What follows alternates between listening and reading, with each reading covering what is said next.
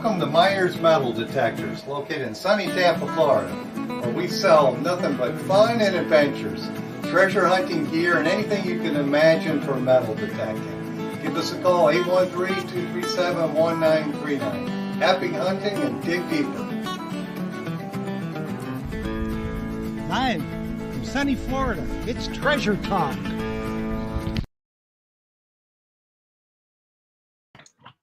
Welcome, folks. Welcome indeed. Welcome indeed. Welcome to another exciting edition of Treasure Talk.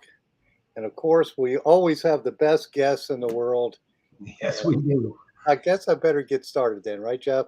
Yes, we do. We have the best guests, and it's time for you to get started. So take a deep breath.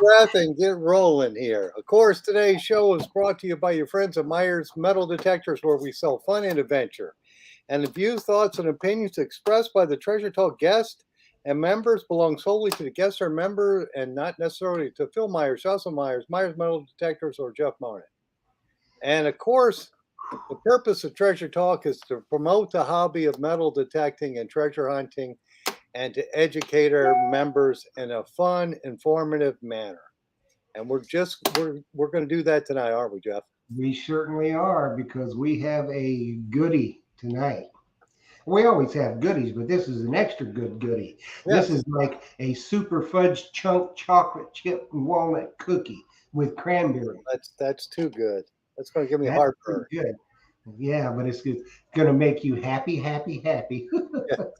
I'll be getting the Tums. You'll be chuckling like Popeye the Sailor Man. There we go. So I think we need to probably just get right into it. Absolutely. And friends, let me remind you, Jocelyn's on the Treasure Talk Facebook page. So if you got a question for our guests tonight, you can type it there, or Jeff's monitoring YouTube. And hopefully, if it doesn't go too quick, we'll be able to catch it over there too. Any questions? Yep, I'm monitoring YouTube. I've got 2 Facebook pages, Myers Metal Detectors, and 2 YouTube channels and Twitter. And Twitter too. Yep. So, and maybe Elon Musk will be buying Twitter pretty soon, so it'll get even better. So there we go. Yeah, nobody will censor us. Yeah, that's right. There'll be no community standards, Yeah, not that we do anything worth censoring. We're always a family show. So that's right. We always are, always have been, and always will be. Absolutely. So I think these folks that are with us tonight are just the epitome of treasure hunters. Now, you all have seen them before. That you're in for a real treat tonight, because he and his wife just got back from England. They were there for, I think, about a month.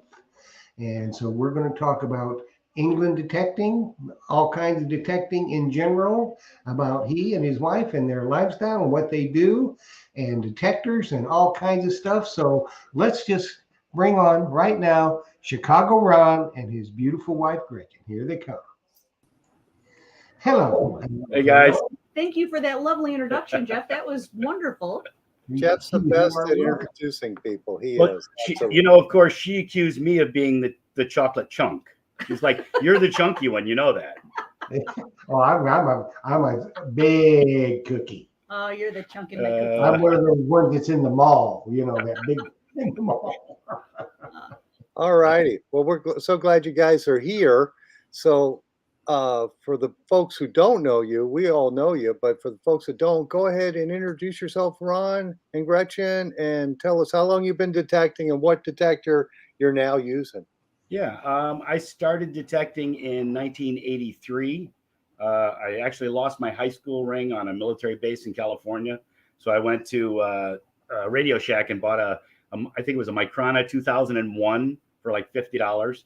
Looked for my high school ring. I never found my ring, but my first silver coin was a Walking Liberty $50, and I was hooked. That was it. I've gone through White's, Minelab, Deus. I've used most of the brands. Currently, I'm using a Minelab Equinox 800. I have one that I had waterproof for diving, and I just bought the Deus 2 for diving. And I'm also using the Nemo Blue 3 for trips to Aruba and things like that. And Gretchen is using the the Deus. Well, she just got the Deus 2. She hasn't used it yet. So. It's I didn't get it until after we got back from England, and I'm sorry, it's 30 degrees here. I'm not going out. I've been out a half a dozen times. She's like, no, it's too cold for me. I'm not going out. I am a fair weather I one. mean, this time of the year, it may turn out to be 75 tomorrow Yeah. and in the morning, and then go down to 30 in the afternoon. I know I grew up in that area. Exactly. I had way too many years of winter and the iffy Illinois weather. It was 80 yesterday, and today it's like 50. 49. Yeah. Yeah, no wonder people are sick. Of course, there's other reasons why they're sick. But you know what I mean. It's crazy. Yeah. It's absolutely crazy. But I tell you what, Gretchen, you're gonna love that Deus too. I had a Deus before the Equinox, and I get it, and I really liked it, but it does not like salt water. So Nope. I went to the Equinox, and I liked it. I didn't like it as well as a Deus. And funny thing, Ron, he worked an overtime day, and he said, "I bought myself a treat. What do you want? You can get a treat." And what have you guys done to me? I asked for a She Deus shows a 2. metal detector. That's a pretty nice treat, I must say. So jewelry, vacation, Like you don't get enough of that. I find you all the jewelry you need. So I asked for a metal detector, and I am very excited to start using it though. Yeah. And You're gonna love it. he said that the black sand is like just Yeah, it's not Not even an there. issue. Not even there. Yeah. Did Yeah. you get the 9-inch coil or the 11? I've used both. I have the 9-inch that I bought for diving, and I used her 11-inch. I actually the first gold that I found with the Deus 2 was with hers. So her gold, her machine's already got gold. It's Mine doesn't. it's got the taste for it now. Oh yeah, those Right. are excellent detectors, and actually, they've sold out so fast this year. But I've got a big shipment coming in tomorrow. I think I have 25 coming tomorrow. So How many of them are gone already? just I think 3. Oh, okay. So we're starting to see some availability on the market. Yeah. All the people that pre-ordered are finally caught up. So Yes. This is his second order. Yeah, Yeah. this is the second big order. I was very amazed at that, but I see the performance of them, and I've said this before. They looked at the Equinox and says, "Let's see what we can do better," Yeah. and they made it waterproof to 60 feet. So that's a feat in itself. Now you mentioned you waterproofed your Equinox. What did you do with that? So there's a guy in the Ukraine, Sea Ghost. Is it hanging in the Who closet in does, the hallway? No, it's in the suitcase. There's a guy named Sea Ghost in the Ukraine that does waterproof, and it's to 30 feet. He builds his own cases. He does all the pressing of the plastic, puts in all the stuff. I sent him my machine, just the head, and he waterproofed it for like $250, and I got a set of headphones with it, and it works great. My concern is at some point the fittings are going to rot out from salt water going to Aruba. So the Deus is I think a little bit maybe better for that, or at least it's good to have a backup anyway. So Oh, absolutely. Yeah.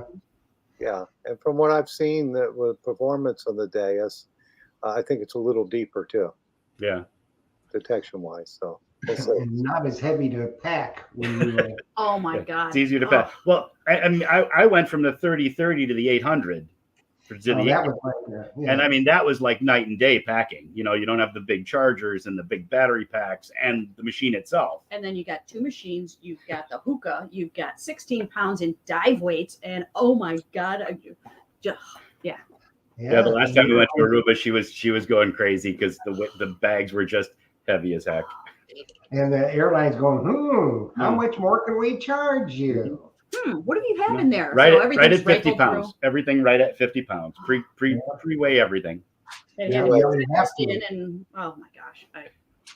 Well, I So would Phil that I'm fixing to customize my Deus to a little bit. I don't like the antenna wrapped around the shaft. That's just me. So I'm going to put it inside the shaft. Ah, I'm okay. going to drill a little hole up there and put a grommet in it. And I'll have some of it wrapped around Yeah. because it's so long. But I just don't like all that stuff wrapped around.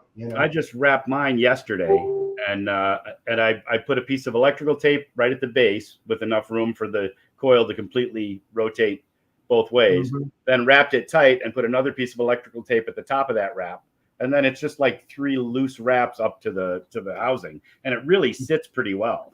So if you, Yeah. you put it through, can you still collapse the machine?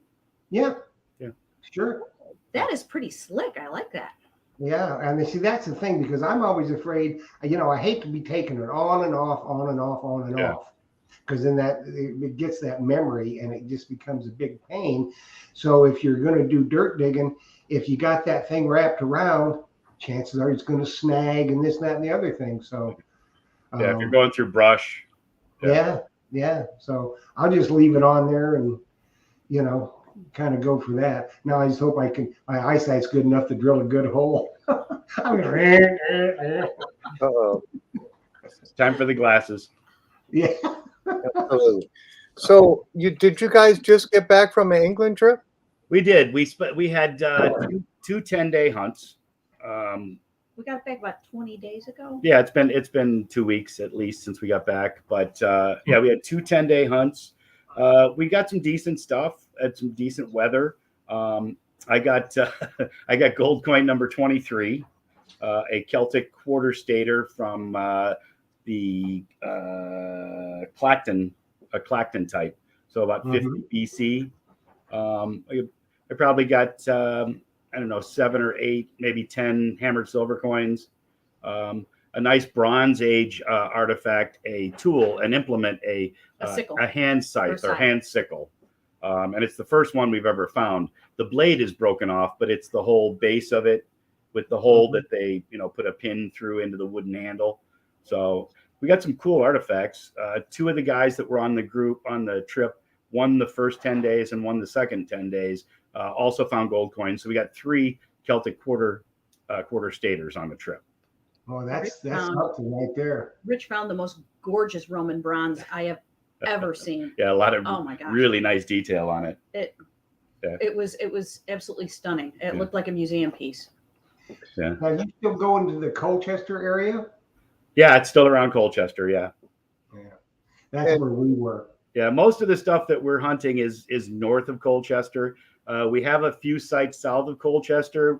We had a big one near, I can say it now, Birch, that we actually lost. They started green wasting the fields, and it just became, there was so much trash on the fields. It really wasn't worth the drive to go there because you would go there and dig, and 9 out of 10 targets were, the green waste trash. And slaw. So yeah, it wasn't worth spending a day on there. So Yeah.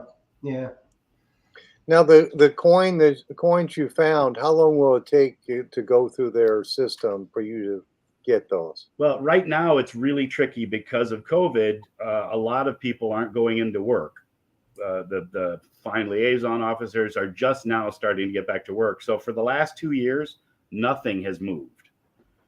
So most of the stuff that doesn't really need to go to the museum, the guy who does all of our exports and deals with the museum and all the export paperwork, he takes pictures, he sends it to the museum. Anything the museum wants to see, he can bag and take to the museum. They haven't really been picking up a lot of stuff unless it's a treasure or a hoard. The Celtic coins that we have, the gold coins, actually have to have a number from the Celtic Coin Index in order to get an export. So that was held up for a while. So some of the stuff for the last 2 years has kind of been on hold. Jeff, you went out there last fall. I haven't been since March of 2020. We were there when this whole COVID thing broke out and actually left 2 weeks early. We weren't sure we could get home, so we Yeah. booked out early and Yeah. Well, we weren't 100% certain because you never know about because those COVID tests, they can either be right on or they can be completely off the wall. Yeah. So, you just don't know. so Yeah. right now it's about 3 to 6 Yeah, months. So we get under normal circumstances, it's 3 to 6 months for him to do the export paperwork. And then like the people that went on my hunt, if they're going to go back in the fall, they just pick up their pouch when they go back in the fall. If they're not, they can have the pouch shipped to them for $30 or $40. where somebody can Yeah, bring I it just back. I just now got mine about a month ago. Did you have them ship it? Yeah. Yeah. Yeah. Yeah. Yeah, The 'cause shipping I knew I shipping wasn't takes a going back while. this year. Yeah, I knew I wasn't going to go back this year. I'll probably go back next year. Yeah. So, I think I prefer the fall myself. The weather's a little The nicer. weather is more pleasant in the fall. Yeah, Spring is way too dicey. yeah, we had great weather. I mean, it was I think the coldest it was maybe 45 in the morning, and then it warmed up, and of course you never know what to pack, so we were packing sweatshirts and all that kind of stuff. Never even used them. Yeah. We're hunting in shirt sleeves most of the time, and only one day of rain. Yeah, I always tell them it's better to have it and not need it than need it and not have it. That's right. That's right. Mhm. And Well, let's get started on some questions because we've had some questions emailed to or Facebook to us. So this one is from Shannon Bordner, and she's asking, well, several questions here. What is your favorite find from England?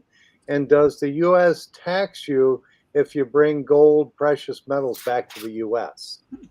My favorite find. well, the answer to that is supposed to be me. No, She I didn't called find me. you in England. He said Well, in yeah. England. That's what I I know. said. I have an Opharex Saxon penny. Opharex was one of the Saxon kings about 770 AD. This coin that I have is the only one known of its type, and it's up there somewhere. It's on my hurry for me wall back there. It's a one of a kind coin. No, Oh, maybe I put it in the safe. Yeah, it's a one of a kind. I'm probably going to end up donating it to the Fitzwilliam Museum. It's a museum of Saxon artifacts and coins in Cambridge, associated with Cambridge College. But yeah, that's probably my favorite, like most unusual find. With that coin, why didn't the museum want that? So the museum wanted it, but a single coin they don't have the authority to buy. I get an export for it unless they deem it of national significance.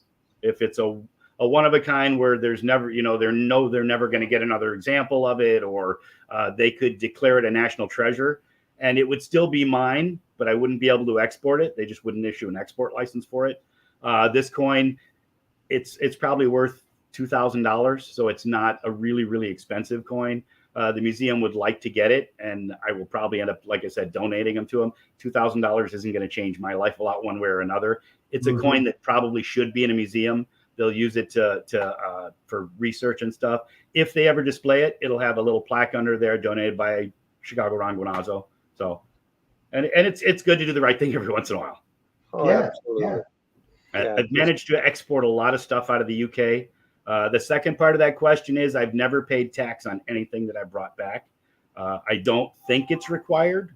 I've never really checked, but nobody's ever said anything. And Hey, all my stuff is posted on my website. So if anybody really wanted me, they would have probably reached out by now.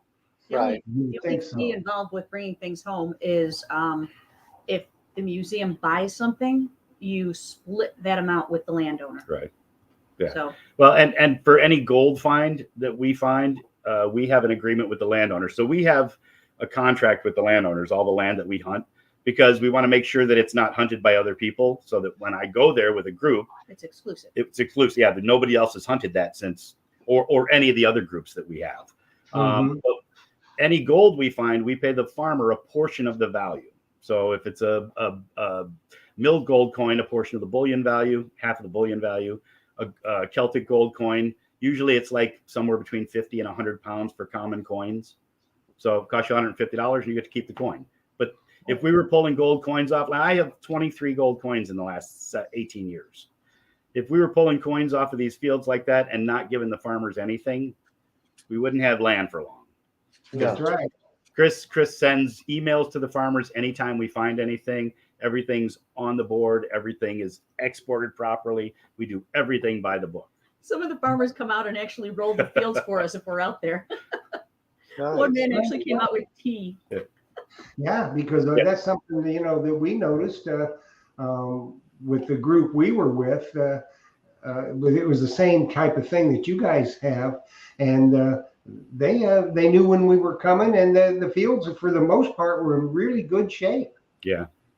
I mean, And- we had a couple of roughies, but you know. Well, and every time we go, it's potluck as to which fields are plowed, which fields are rolled, which fields are planted.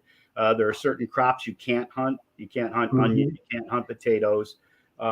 Most of the time, when they plant winter wheat, for the farmers that we've been hunting for a while, they allow us to hunt because we don't really do any damage.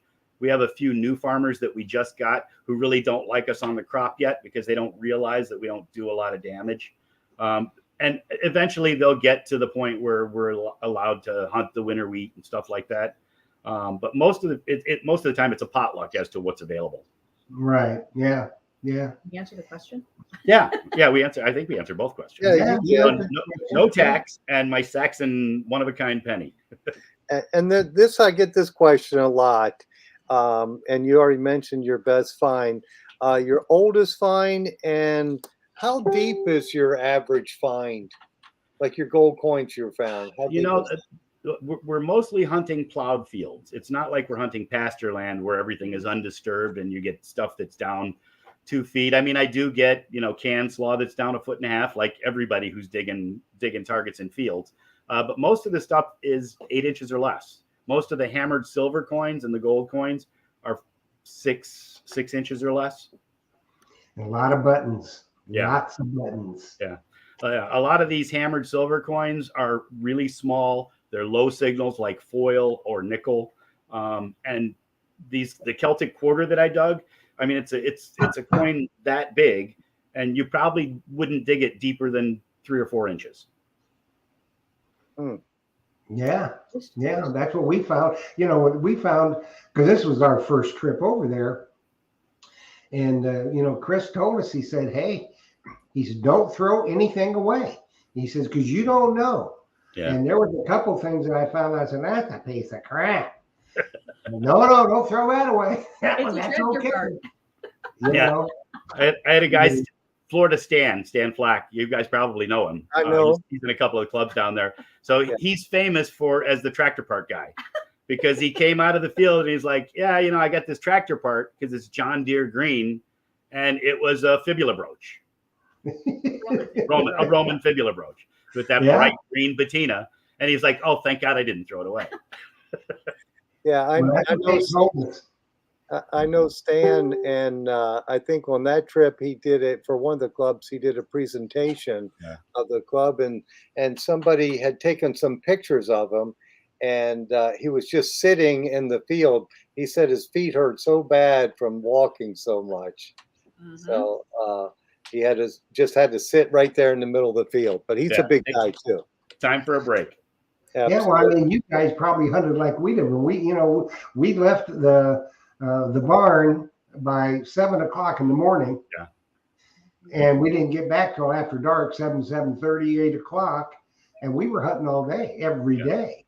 Yeah, I average about 10 miles a day. I walk a lot I don't like grid small areas. I just wander the whole field, so I'll zigzag around. Actually, He used his GPS and tracked it. He wrote his name in a field. Only that was cool. Only he would do that. But just Ron. That's all. Just Ron. It's a little too complicated for the rest of it. Yeah. He did a good job.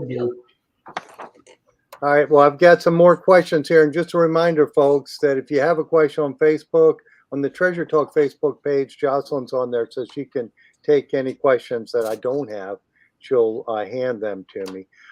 We've covered this of how many gold coins you found in the UK. You found 23. 23. That's it's stupid. And when it happens, I'm not expecting it's just another button signal. They're all low 10, 12 on the Equinox. So it's just like a button or all the other crap that you're digging out there. Yes, the man with 23 and the woman with none.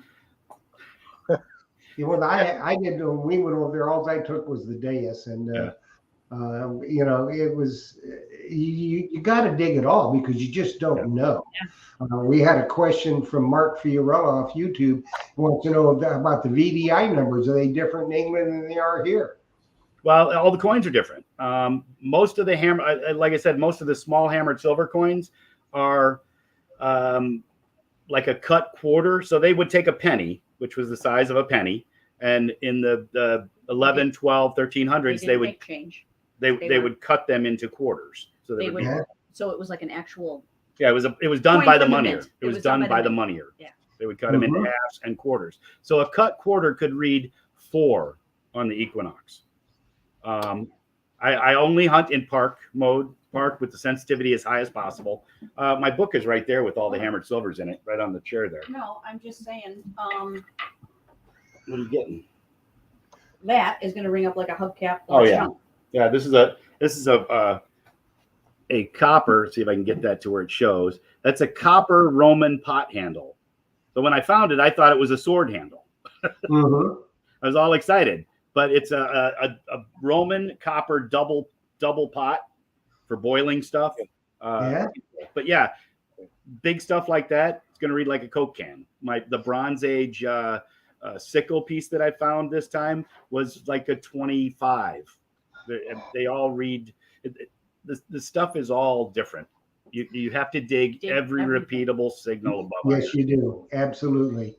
We had a question from Pacific Northwest Dirt Fishing. They want to know how long you guys been a couple. And then we had another one from a Facebook user. I don't know who it is because they didn't put their name in there. And another question is, what's the major rules hunting in the UK that could get you person in trouble? So we've been together since forever. No, it only seems that way. we met in 2012. Well, yeah, 2012. We've been As married long as since the treats keep 2015. coming, you'll hang around, Gretch. As long as I keep buying her detectors. I was done. I was done. I got to keep the geek in her satisfied. That's right. And what was the other one? The What rules can for you- England.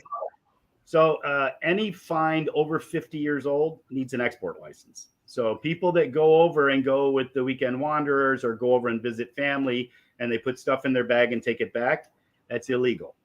And they are serious about this.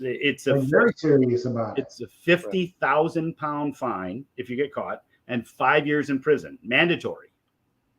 And that's about 75 grand for those who don't know. If eventually they're going to make it, make an example of someone. Somebody's going to go over there, and they're not looking for the people that go over there and find greenies and stuff. It's the people who go over and find a gold coin and don't want to go through the process of exporting.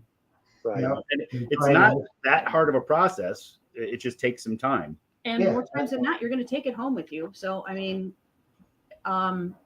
it's very seldom that the museum will keep something.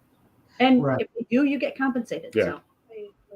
Yeah. Well, you always have the people that the rules don't apply to. Yeah, of course. And But- then, something else people think, just because they're over there hunting in a farm field, you ain't leaving no big gaping holes. That farmer will come down and run his tractor over your hiney. Well, I've talked to my guys. I had some new people on the hunt this time. So they plowed and planted a field and rolled it. So it is smooth.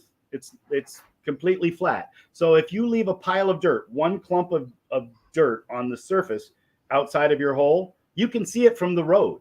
So when the driver or from the farmer who just spent 12 hours planting and rolling that field drives by and sees little clods all over the field, we're not going to have that field for very long. You should be able to look No. at it and not know someone's Yeah. been there. So I yell at my guys all the time if they get tired or lazy. Take a break. Make sure you fill your holes in, all the dirt clods off the surface. The other thing about hunting in England, so 99% of the things that you find in England, you get to bring home with you. Actually, After you export it, you get to take them home. There's only 2 reasons the museums can buy anything, and that is if it is a treasure or a hoard. So a treasure is for non-coin type items. They have to be more than 10% silver or gold by weight. Didn't they change that recently? No, they're working on it. More than 300 years old. So it gets reported as treasure, and then the museum either disclaims it. They can't prove it's more than 300 years old.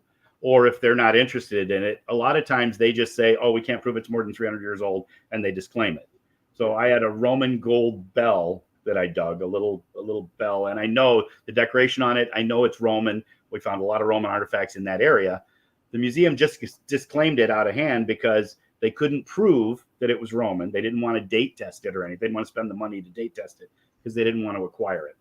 So they so it's a piece of history that didn't get reported as a Roman piece of jewelry.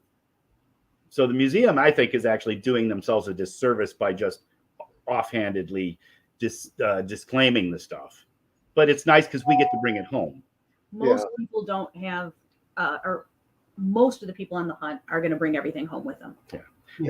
The other one is a hoard. So a hoard are for silver or gold coins. It's more than 2 coins of the same type found on the same field. And the intent behind that is things that were buried together to be retrieved at a later time. So a lot of times you'll have a Roman pot of Roman silver coins that was buried in a field, and the plow breaks it, and you'll get Roman coins, silver coins scattered around a field. We had a field where we found 45 Roman silver coins on a field. So it was probably a small pot that got broken and scattered. The museum decided that they wanted to buy it. And I think they evaluated the coins at somewhere between 20 pounds and 100 pounds each.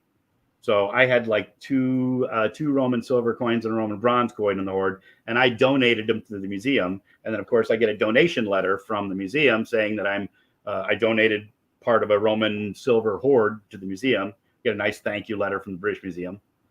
So silver and gold coins, more than 2 of the same type.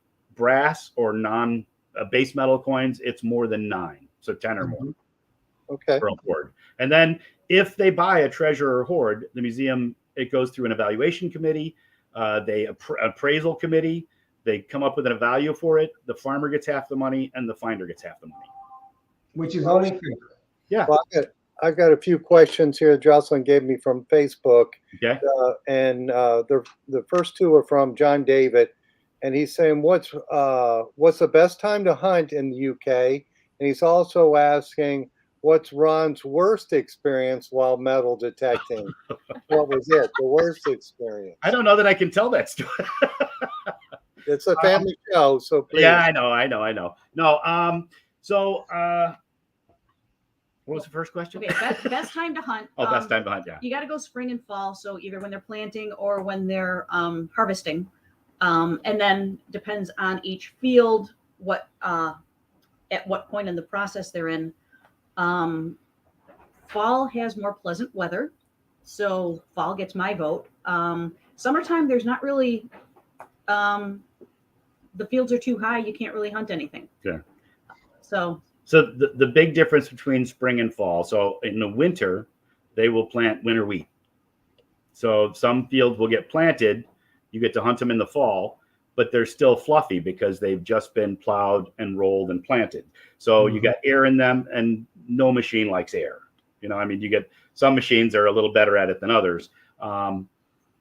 In the fall, the ground's more fluffy, so you won't get as much depth. The weather's nicer. In the spring, all those fields that were planted with winter wheat will be compacted, and now you'll get depth. So you can go to a field in the fall, hunt it, find a lot of things, hunt it till you have nothing left, go back in the spring and hunt the same field that's still in winter wheat and get targets all over the place because the ground settled and now you're getting a little more depth. it's every day is a new day. It really is. And the weather is the biggest difference. It's colder in the spring. It's warmer in the fall. Yep. Okay. Mark Fiorella asked from YouTube, you guys pack lunches to take in the field, or you head back to camp? Well, so the way I run the barn is we have cereal, toast, juice, that kind of stuff, quick stuff for breakfast. We're out of the house at 7:00. Everybody makes a sandwich, and I have chips and snacks and candy bars and soda and all that stuff. And when he thinks of it, he brings the carafe for coffee. We'll have hot coffee usually if it's cold out, with instant coffee, sugar, and cream. So we'll break for lunch at 12:30. Everybody will eat sandwiches. I try and do at least one day a week where I go back to the barn and I'll cook hot pasties. They're like hot pockets with meat and potatoes, or the peppered steak are my favorite. So I'll try and do that one day a week. And then we hunt until dusk, usually 6 o'clock in the spring, maybe 7 o'clock in the fall. Okay, I've got a load of questions piling up here on Facebook, so let's try to hit these kind of quick. All right. Debbie Edwards is asking, why not grid the area? And I just Because he has power. ADD. I lost power at my house, so I don't know if you guys still. You're still there. Oh, I'm on battery backup, so it may die after 15 minutes. Uh-oh. But she's asking, why not grid? And also, what is the best coil size? He has ADD. That's why he doesn't grid. Okay. No, I wander around. Ideally, and with my teams, we all have the radios.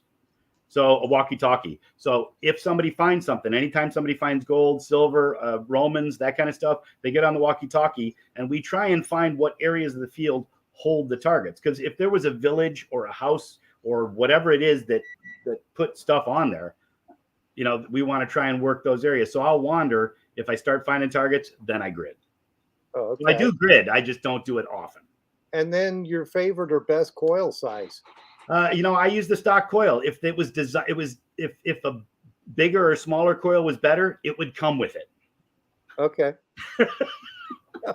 That's my. I don't do a lot of settings. I don't do a lot of playing with the iron bias and ground balance and all that stuff. I turn it on, I ground balance it, or I put it in auto ground balance. I run the sensitivity as high as possible, and I dig every repeatable signal above iron. Okay. And then here's another question. This one's from Gary Gross, and he's asking, what is the most popular detector to use in England? Is one brand more popular than another? It's the flavor of the day.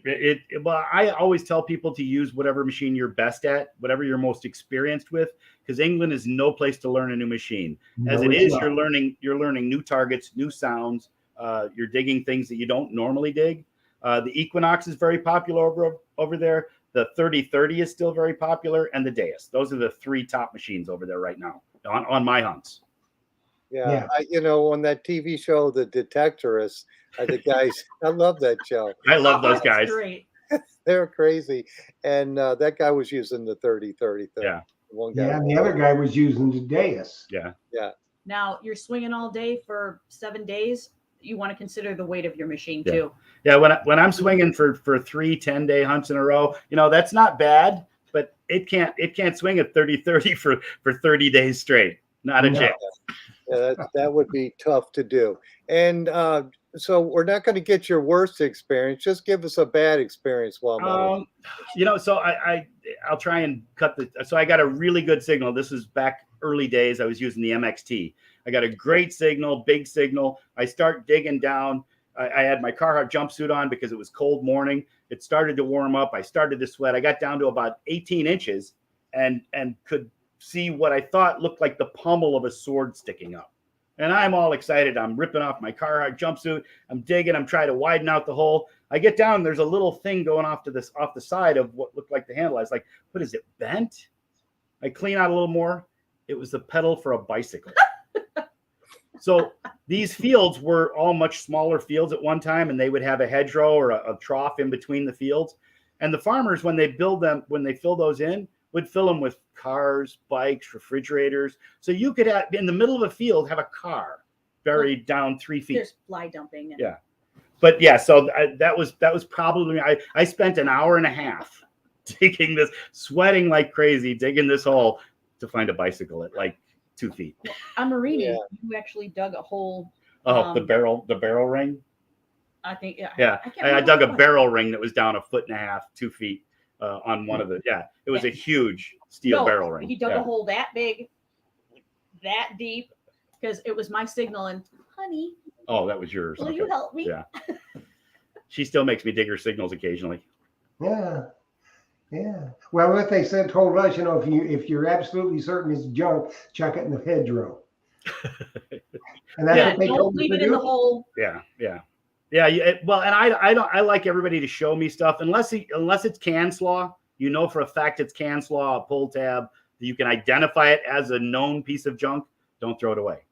No, He has we the, just made sure it was junk. Yeah. He has the garbage bucket at the barn and goes through it at the end of the hunt and has pulled some good Yeah. things out of it. I always find stuff that people throw away because they're not paying attention to stuff, bronze rings, and it's crazy the stuff people throw away because they don't pay attention or don't know. Kind of Bronze Age axe head, I look at that and go, that's a piece of crap. But it was a Bronze Age axe head, But if you were tired, you might miss Oh, yeah. something, and it's good to save your stuff and look at it later. Always. Yeah. Or have another set of eyes. Hey, Yeah. take a look at this. Yeah. Especially new people to England. It's always good to have like Yeah. Ron or somebody. I have them wash up their stuff, and I put paper towels with their names on it, and they lay them all out to dry after they wash them. Then I go through and look and make sure, okay, that's garbage. That's garbage. Yeah, that's kind of what we did. We cleaned up our finds, and then they came and looked at them, Yeah. and said, that's crap, over, that's good, that's good, that's good, But we couldn't believe the amount of buttons. Tell everybody why there are so many buttons in these fields. I think they ran around naked a lot. Well, that's what I thought, but I was They also corrected. could have a person could have on just regular garments up to 30 buttons, just as a matter of general clothing. Well, and there's a couple of things that I think. I mean, everything that was planted and harvested was done by hand. So people were carrying bushel baskets, and you're lifting a bushel basket. There goes buttons off your shirt. During the Black Plague, they burned a lot of clothing and bodies, and I'm sure they burned them in fields. So I'm sure there's a lot of buttons out there that came off of clothing that was burned during the plague. During the when was plague? Not even sure. I'm not sure. I'm not good with plagues. That's what we were told. So Yeah. And I would think with the buttons, I would think of our fabric or clothing, the materials today are a lot stronger than they might have been 400 years ago. Because I always think the same thing when you're on a military fort site and you're digging all these uniform buttons. How did they lose so many buttons? So the only thing I can think is the thread wasn't as strong as it is today. Well, and a lot of these people made their own clothes, so they sewed the stuff on. If they weren't really paying attention when they were sewing to get the knot right or whatever, it comes undone and another button in the field. You've got a homestead and they're doing laundry and Hanging stuff out on the line, and Right. however. yeah, Now, have you found many military buttons? oh yeah. I found, or you probably found it, but I made a piece of jewelry out of it, a Prussian, Prussian military button yeah. from World War I. And it took me forever to try to identify it, but it was an amazing. It's like, what was a Prussian soldier doing in a farm field in Essex? So how did it get there? And it was fascinating. Yeah, for those that don't know, Gretchen makes jewelry out of our finds from England. She's got an entire line on Etsy. There's a link on my Facebook, on my ChicagoRon.com space. So you can go there if you want to see some of the stuff that she makes. She does some really beautiful pieces. So. Oh, wait, that's what I understand. That's what I understand. Yeah. So And actually, go ahead. How many people do you normally have on a trip? So it's 6 people plus me and Gretchen per week or per 10-day hunt. Right now, this fall, I'm retiring in September. So this fall, I'll be running 3 10-day hunts. And then Tim Rushing, who runs hunts in conjunction with me, he's kind of a subsidiary of Chicago Run. He's running a 10-day hunt and 2 7-day hunts. So I'll be running 6 hunts. We'll have 36 hunters there this fall. Nice. And you guys you rent the barns, don't you? Yeah. And we'll actually be staying at 2 different barns. I'll be staying at one in St. Osoph for the first 10 days, and then I'll be at the Rabnest barn for the second 2 hunts. Yeah, So- I forget where we were. We were somewhere near Ardley, I think. Yeah. Minnesota Mindy her group was in another barn, and I was with you were at Bird Farm. Yeah, in South. Yeah, So- it was cool. I just wanted to don't throw your buttons away. So for our wedding in 2015, No, we were going to renew our vows in 2020. so she made a bouquet, and that's all buttons from the 1800s, and And then beach finds. some beach earrings and stuff that she made So- that she made a bouquet for our for our renewing our vows in 2020, which we couldn't do because of COVID. and little wedding favors. Little boutonnieres. with- Cool. Yeah, interesting. Yeah, don't throw the buttons away because they're awesome. There they are. Yeah. Yes, they are. So, Ron, do you hunt the lake there in Chicago? I do. I've been out mostly in the dry sand. The wave's been a little rough. I don't know, maybe $5 or $6, one gold ring, Washington quarter, silver. That's it for the year so far, but it's still early. Yeah. Yeah, I mean, Will you get in the water there? I will. Yeah, I've got 7 mil waders that I use up until about June. The water temperature doesn't get over 60 until at least the end of June. It might get up to like 75 by July, but that's usually about it. Somewhere between 75 and 78 is usually tops. yeah. Yeah. Well, see, for us down here, I think the water temperature is probably 80 degrees now, isn't it, Phil? Yeah, it's pretty close to 80 now, I think, because I mean everybody's in it, swimming, and In the middle of, in July, it's 93, 94. It's Yeah, just like bath water. Like bath water, yeah. it Yeah. is. And that's when I'd like to get in it when it's 80 degrees or higher. Then I'm Yeah. cool with it. And I like to water hunt, especially when there's no wave action. Yeah. It just makes life easy, not getting beat up by the waves. Well, it looks like Jeff's got the banner rolling. Yes, indeed. It was time for a giveaway. Uh-oh. And Oh, yes, what we're giving away tonight is a MyLab Equinox carbon fiber shaft from CKG Scoops. Nice. So everybody knows the drill. They had to register on YouTube and or Facebook with the phrase CKG detector shafts rock. And I've already picked the winner. So it's how it works is once your name is called, you will have 3 minutes to either text or Facebook Messenger, Phil or myself. Those are our numbers scrolling along the bottom of the screen. You must identify yourself and that you are here. Then, in order to get your prize, you must email treasuretalkshow@gmail.com with your name, address, phone number. And then we will forward that to Dima over at CKG Scoops, and he will get your Equinox carbon fiber shaft right out to you. So get your fingers ready because you're going to have 3 minutes. It is 48 minutes after the hour. So at 7:52, we draw another name. So James, Arthur, Fraser, you want a detector shaft, but you got 3 minutes. Get them fingers going. Call now. come on, Jane. Yeah. Just a couple of things. So we're going to be doing some events over the next couple of months. We're going to be at the Detecting the Heartland with Casey and Mindy over in Iowa next month in May. So Gretchen will have a booth set up. I think all the spots for the hunt are sold out. I think they had 170 spots and it did fill. Yeah. And then we're going to be doing Swing into Summer in Galesburg in June 11th. And then Friday night, there's a big meet and greet, and I'm doing the MC for the meet and greet event. KG and Ringy are going to be there. KG and Ringy will be there. They're having a whole bunch of people there. So it should be a Where's blast. So we'll be hunting in Galesburg. Galesburg, Illinois. Yeah. I've spent many hours roaming the streets in Galesburg, Illinois. I think they're going to be at Lake Story. Yeah. I've been there. Been there. Beautiful area. Yeah. Yeah, it is. And it's a really nice event. Yeah. They do a nice job putting everything together. I guess they got a lot of stuff they're burying. They're giving away a ton of metal detectors. So if anybody's looking for something to do in June, the Swing into Summer, I don't think they've sold. I don't know how many tickets they're selling or how many spots are available. So you can check. They have a site on the INI website or their Facebook page, I'm sure. Yeah, that'll be a good time. Well, Arthur is here and he won the shaft. So we're good to go. Yeah, and that's a CKG shaft. And did I lose everybody?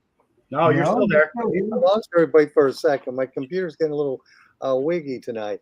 But CKG makes an excellent scoop too. We stock them in the shop. We've got 2 different sizes with carbon fiber travel or standard handles. So stop in and see them if you're looking for a scoop for sure. Yeah, well, there's not much you don't stock. I try to stock a lot because in Florida, we're probably the biggest stocking dealer. I don't know if anybody has anything more. There used to be a big one in Orlando, but they kind of shut it down. So I think it goes way beyond Florida, my friend. oh, I think so too. But I don't want to be a braggart. I do. I'll be.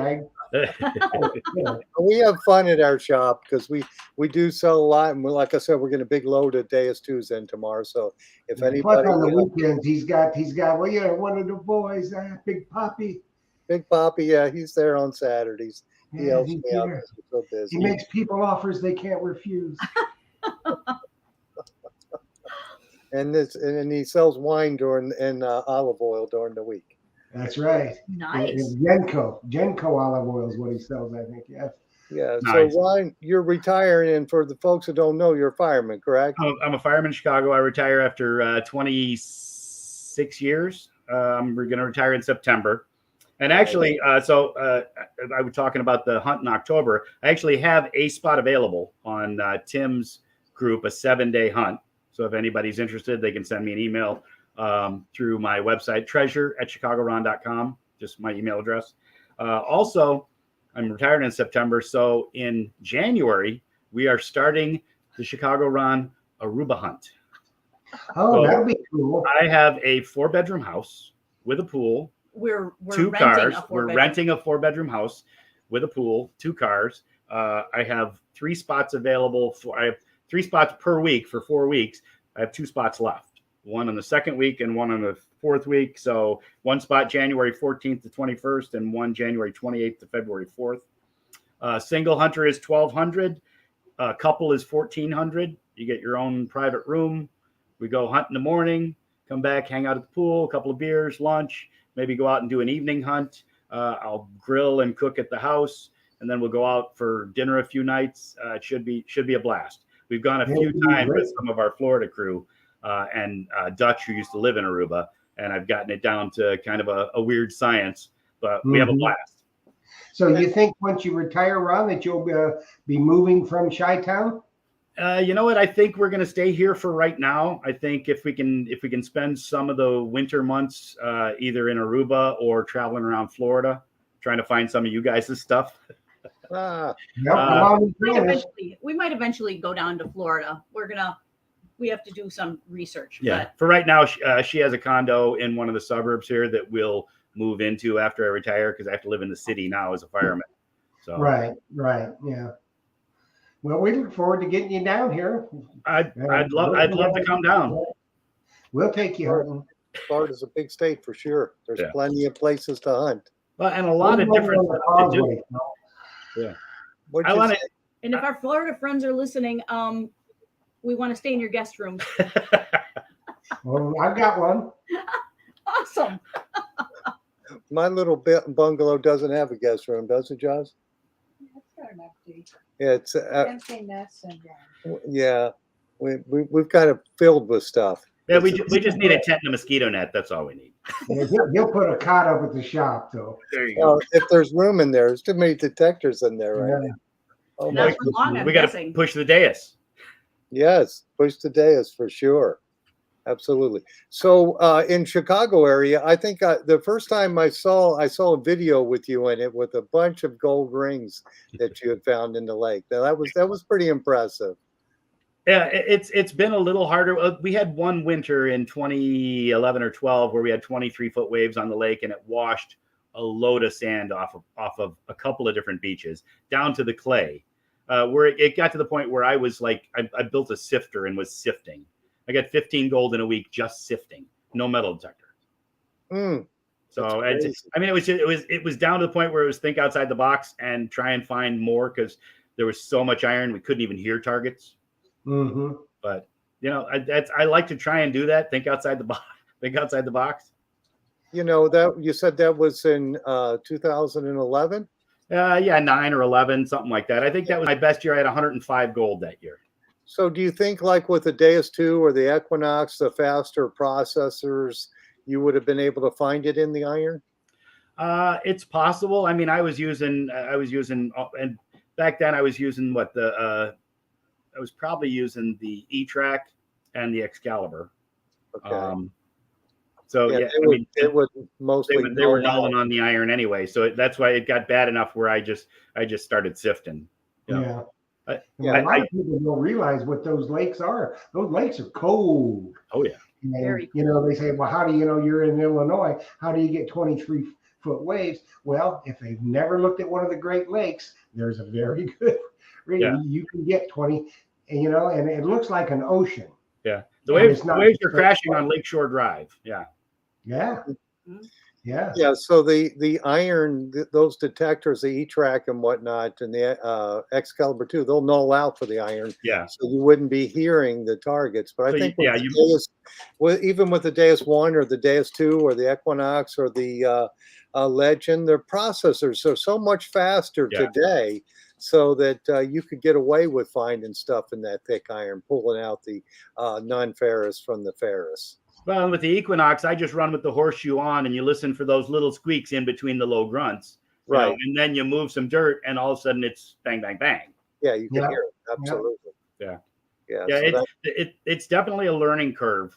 I mean, these machines are turn on and go, but when you get into situations like that with a lot of iron or a lot of black sand, you got to have a little knowledge behind you. Oh yeah, it helps. It helps. And you know, like going back to the lakes, see, people don't realize when they go, you know, people in Chicago, they go down to the lake shore there, it's Lake Michigan, and it's cold, but they're swimming in the water, and that shrinks the fingers up. Yeah. Yeah, 70-degree water. If you can pull your ring off without wiggling it over the knuckle, all it takes is a little lotion. 70-degree water, poof, gone. It's gone. Yep. Yeah. It is.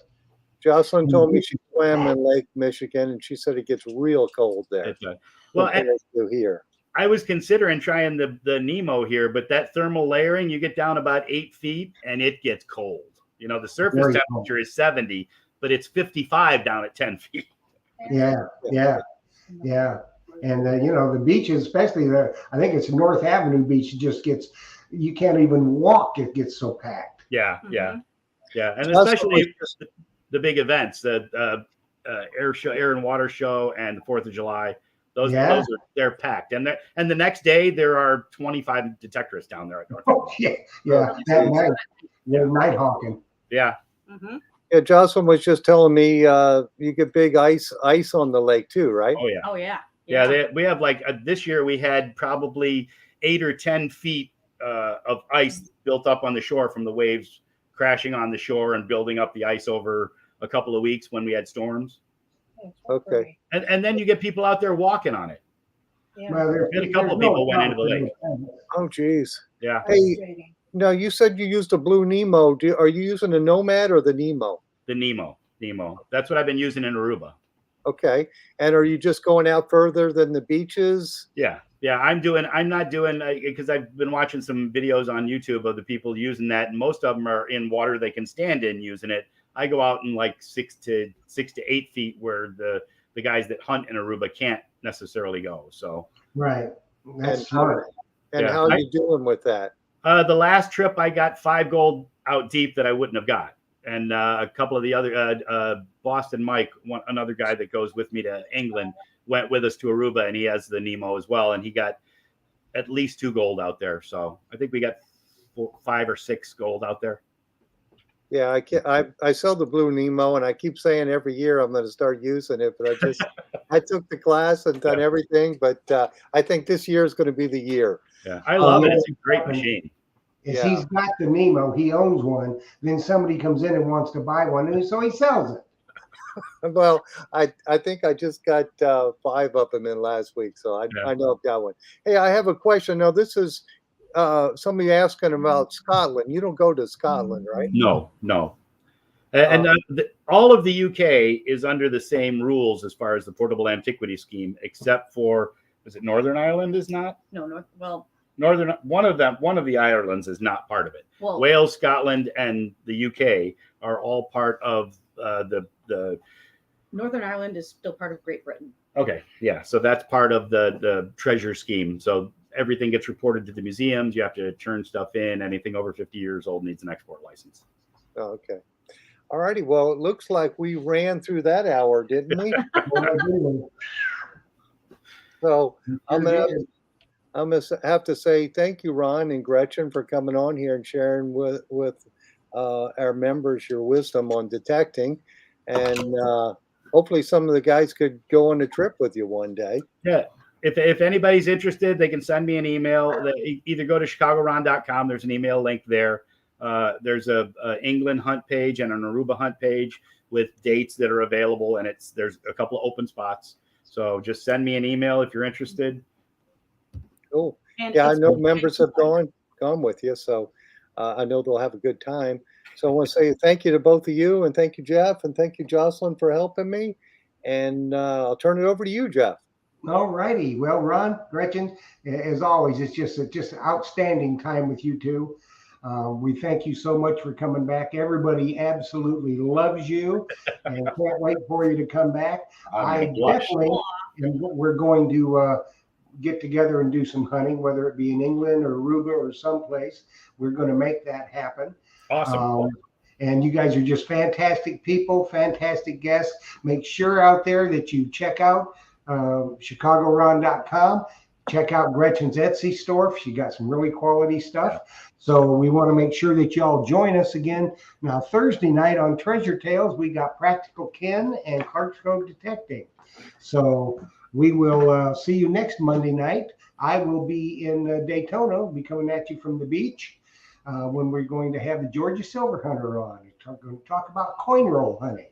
So that is what's going on for the rest of this week and next week.